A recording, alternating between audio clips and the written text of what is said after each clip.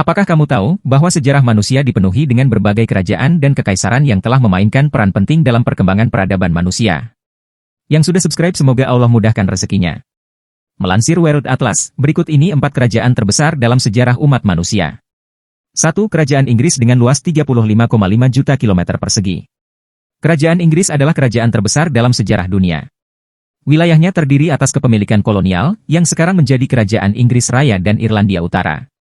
Ekspansi Kekaisaran Inggris dimulai pada awal abad ke-17.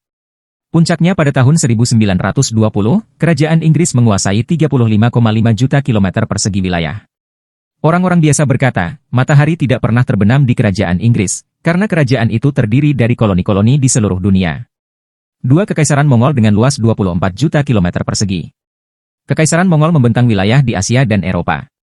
Kekaisaran dimulai dengan penyatuan suku Mongol di bawah kepemimpinan Genghis Khan pada awal abad ke-13. Dalam waktu sekitar setengah abad, kekaisaran menguasai sebagian besar Eropa Timur, sebagian besar Asia Tengah dan sebagian besar Cina. 3. Kekaisaran Rusia dengan luas 22,8 juta kilometer persegi.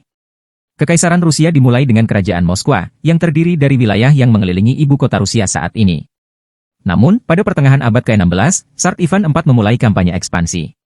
Pada pertengahan abad ke-17, Kekaisaran Rusia selanjutnya telah mencapai pantai Laut Bering, di seberang tempat yang sekarang menjadi negara bagian Alaska di Amerika Serikat.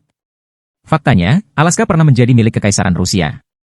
Pada akhir abad ke-19, Kekaisaran Rusia meluas hingga mencakup wilayah di Kaukasus dan Asia Tengah. 4. Dinasti Qing dengan luas 14,7 juta kilometer persegi.